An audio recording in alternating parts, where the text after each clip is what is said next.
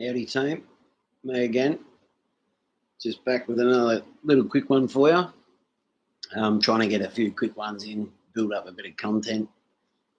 Starting out with nothing feels a little bit, makes me feel insecure.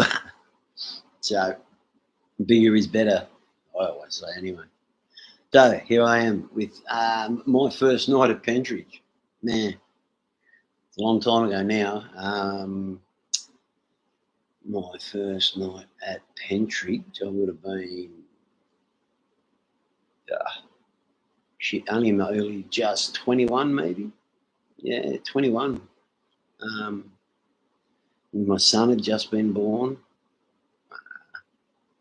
Yes, actually, my son had just been born a week or two, and then I got locked up. Yeah, and that was hairy, man. Like, I was in the cells, Frankston cells, and that was hairy enough. I'd done a few in the cells, but get bail, up until this point. But this time, I'd been given a sentence that day at court. But my mother was there, and I assumed that she would, I appealed bail straight away. I was that scared to go to jail. I appealed bail. And the judge gave me appeal bail, but it was going to be $500. I looked at my mum, quietly confident. Sweet, I'll be out of here by tonight. And about half an hour later, my mum came and visited me at the cells and said, "Oh, I've got to go home now and get dinner on. Good luck with everything." And so I got the subtle message that there was going to be no bail paid for me. So, anyway, I had some fantastical idea that some fairy angel would turn up over the night, my dad, my best mate, my long-lost uncle, somebody, and pay this money to get me out on bail. And to be honest, had I got out on bail, I would have offended immediately. I was strung out, hung out, so sick, dope sick from heroin that I couldn't make a rational decision if my life depended on it. So my whole idea of getting out was just to get on. So obviously my parents knew that, the judge knew that. I think even my lawyer half by voted for that, by looking back on it. But anyway, I didn't get out. So I'm sitting in the cells that night, and it was the weekend. And the whole time I'm thinking someone's going to show up. At some point, someone will turn up. My grandfather will take pity on me, and it was only 500 of it. I mean, it was 30 something years ago, so probably a couple of grand now or whatever. But it was only 500, and I'm thinking they're going to come and get me. They wouldn't let me go to Pentridge. Monday morning comes, and they call my name. The police in the station called my name when they were calling out the names, and I assumed they were calling me to go up and get bench bail from the judge. And they called me up and said, "Hey, Dustin, you're on the escort." I said, "To where?" I said, "To jail, Pentridge." And then I nearly had a heart attack. No protesting. I was, no. I'm waiting for. I've got to appeal bail. I'm getting out. I'm going home soon. As soon as someone comes to pay it, I'm out of here. And he goes, "Yeah, well, we can let you out from Coburg, mate. Don't worry about it." And so it didn't matter what I said. I was on the bus going to Pentridge and absolutely shitting myself. And on the truck, there was a guy who has obviously done some jail, and he knew it was my first time, so he was really stirring me up. He was really giving me horror stories that you imagine, And so, by the time I got there, I don't know, they took us to a division. It was late. It was night time. All we wanted to do was have a ciggy, but they gave us a packet of ciggies. They gave us a feed, gave us a bit of milk and some brewing gear, coffee and sugar, and sent us off up to our cells. And as I was walking up, I walked into the D division, and it was like a castle. That was the first time I felt like I'd ever been in a castle. And as I was walking up to the third tier to go right up to the what they used to call the Bronx, the real high turnover. No one looks after these cells, hardly at all, chatty. As I'm walking down there, I hear my name getting called out from another cell. It was one of my mates from Menzies Ave, a very, very good friend of mine, Darren Gray, RIP mate. Love you, brother. Yeah, he's calling to me and said, "What are you doing here, mate? What are you doing here? You don't come to jail."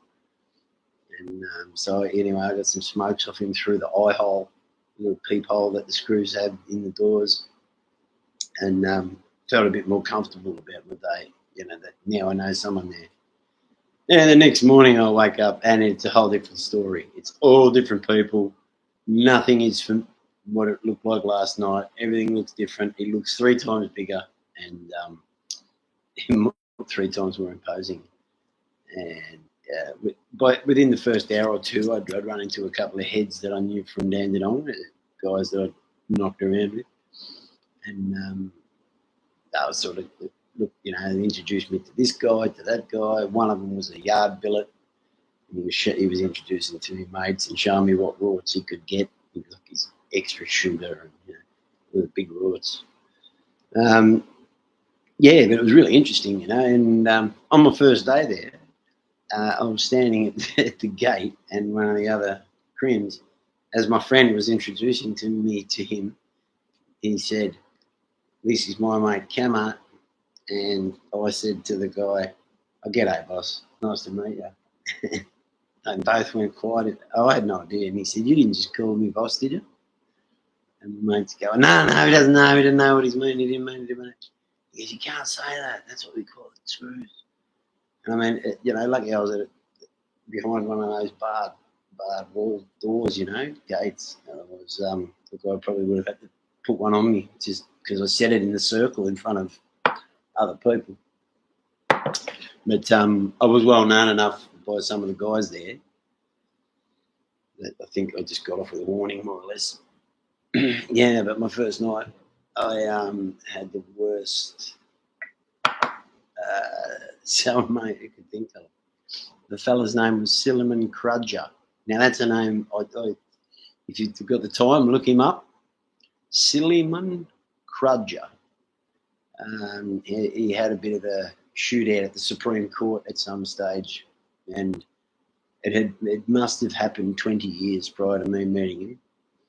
But he was still, that's all he talked about for the whole night of my first night in jail. This old Slovenian, I don't know if it's Serb, Czech, whatever, Croat, whatever, but he was Slovenian, and he just would not stop explaining to me how it's not his fault. And I mean, the guy's already done 25 years for shooting 2 people in the Supreme Court or murdering.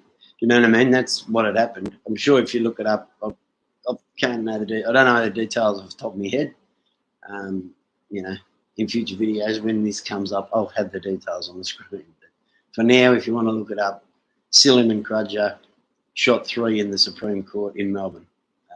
It might have been early 80s or somewhere around there. But so I'm in the cell with him all night, my first night, and he's this real angry big guy, and just really ramming it down my throat how innocent he is.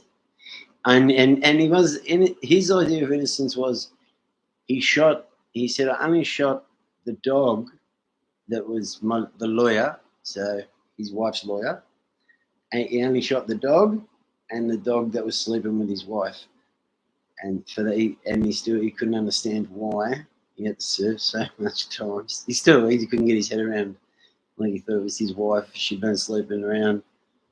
Fair enough. And the other guy was trying to stick up for him and defend him. And he was about to lose the case in the Supreme Court. So he pulled out the business and let a couple rip. And 30 years later, I wind up in Pentridge and he's telling me the story like it happened yesterday. So very next morning, I went straight down to the bench and got a cell change. But in D Division in those days, you could be in any cell any night. As I've said in other videos, I'm sure most of you guys know. In those days, in the yards, you had to carry your stuff with you in your bag. You could be in any cell, any day, whatever. So unless you had that Collins Street cell, you would carry in your bags. So yeah, it was always something happening, something weird, and something that totally would is unbelievable if you don't see it with your own eyes. I mean, I've heard some of you guys' stories, and I can tell they're true because I know I've seen exactly the same things happen. Just yeah. I just want to be honest with what I know, and there's been a few things I've heard that aren't true. So, and they're to do with I wouldn't say recent stuff, but stuff that's close to my home. Considering I come from North Dandenong, I did most of my jail in Pentridge and early 2000s. I grew up with guys like